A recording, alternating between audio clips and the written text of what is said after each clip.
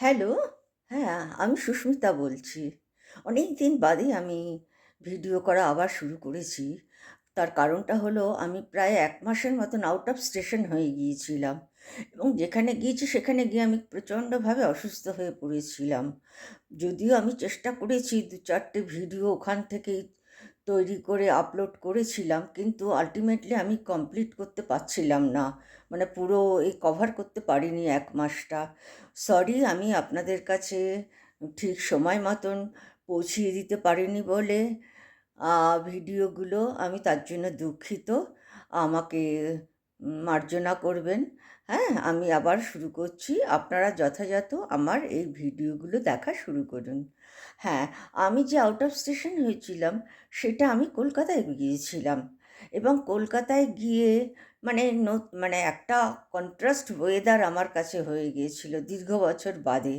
যার কারণে আমি আর এতটা অসুস্থ হয়ে পড়েছিলাম। যাই হোক, এখন নতুন করে আমি ভিডিওটা যে শুরু করেছি, আমি যখন স্টেশন দিয়ে ফিরছি, যাওয়ার সময় আমি করার সুযোগ পাইনি। কিন্তু ফেরার সময় আমি একটু সুযোগটা পেয়েছি। সেটাই বলছি। কিছুটা আমি হাওড়া স্টেশনের উপরে ভিডিও করেছি। সেটা কেননা আমাকে খুব ইমপ্রেসড করেছে। আমি আজ ৪০ বছর ধরে আমি লাগাতার ট্রাভেল করছি। মানে কলকাতা থেকে আমার যে জায়গা, আমি আমার যে মানে নেটিভ প্লেস, এখন বর্তমানে নেটিভ প্লেস বলব না, আমি যেখানে থাকি সেখানে ৪০ বছর ধরে আমি মানে যাতায়াত করছি। এরকম পরিবেশ বা এরকম সুন্দর একটা অ্যাটমসফিয়ার আমি দেখিনি।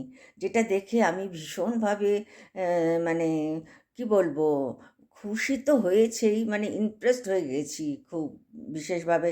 এত পরিষ্কার পরিচ্ছন্ন, মানে এতটা মেনটেন করছে যে স্টেশনটাকে, মানে জল দিয়ে ধোয়া থেকে শুরু করে, মানে গাছটা লাগিয়ে সেগুলোকে মেনটেন করা, তারপরে খুব একটা প্ল্যান্ড, মানে প্ল্যান ওয়াইজ সব কিছু ওখানে চলছে। হাওড়া স্টেশনটা তো আমাদের পশ্চিমবাংলার সবচেয়ে বড় স্টেশন। হ্যাঁ, সেই হিসেবে আমি বলছি। আর অপূর্ব তার পরিবেশ দেখলাম এবং খুব সুন্দর পরিবেশ দেখলাম স্টেশনের মধ্যে এবং যাওয়ার মুখেতে। আর রাস্তাঘাট পরিষ্কার পরিচ্ছন্ন, যতটা সম্ভব ওখানে নিয়মকানুন মানা হচ্ছে এবং আরও উন্নত হবে আশা করি, যদি আমরা সহযোগিতা করতে পারি সরকারের সাথে। যাই হোক, আপনারা আমার এই কয়েকটা ভিডিও একটুখানি দেখবেন, দেখলেই আপনারা বুঝতে পারবেন যে কতটা পরিষ্কার রয়েছে আমাদের হাওড়া স্টেশন। হ্যাঁ, আমরা বাঙালি হিসেবে গর্ববোধ করছি। ঠিক আছে, আপনারা দেখুন ভিডিওটা, তার মধ্যে আমি কথা কিছু বলবো আপনাদের সঙ্গে। ওকে, তাহলে আমি ছাড়ছি। হ্যালো, হ্যাঁ, আমি আবার এখানটাও বলছি। দেখুন কি সুন্দর হাওড়া। আমি যখন স্টেশনে পৌঁছচ্ছি তখন হাওড়ার ব্রিজের উপর দিয়ে যাচ্ছি, আর সেখানটা পুরো মানে আমি গঙ্গার উপর দিয়ে হাওড়ার ব্রিজটা, পুরো গঙ্গা মানে কভার করলাম হাওড়ার ব্রিজের উপর দিয়ে।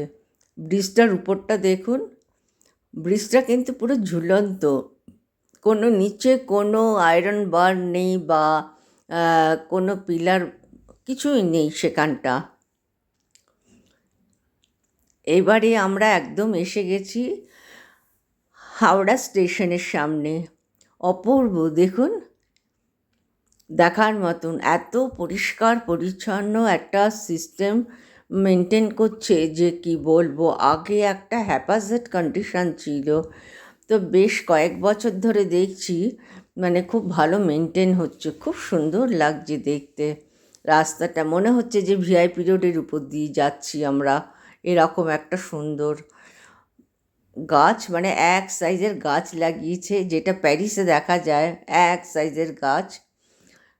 খুব সুন্দর লাগছে একদম, মানে একদম রেলওয়ে। এইবারে চলে আসলাম ভেতরে, এবারে 22 নাম্বার প্ল্যাটফর্মে আমরা চলে আসছি। দেখুন কি পরিষ্কার, গাছরা ভরা এবং রাস্তা পার হচ্ছে ভেতরে, একদম ভেতরটাই দেখছি আমরা কিন্তু। রেলওয়ে মানে ট্রেনের লাইনটা রয়েছে ওখানটা কিন্তু। প্রচণ্ড পরিষ্কার পরিচ্ছন্ন, খুব সুন্দর দেখতে লাগছে। গাছ ফাছ লাগানো, মানে পিলারগুলো খুব সুন্দর রং করেছে। দেখুন এই যে জল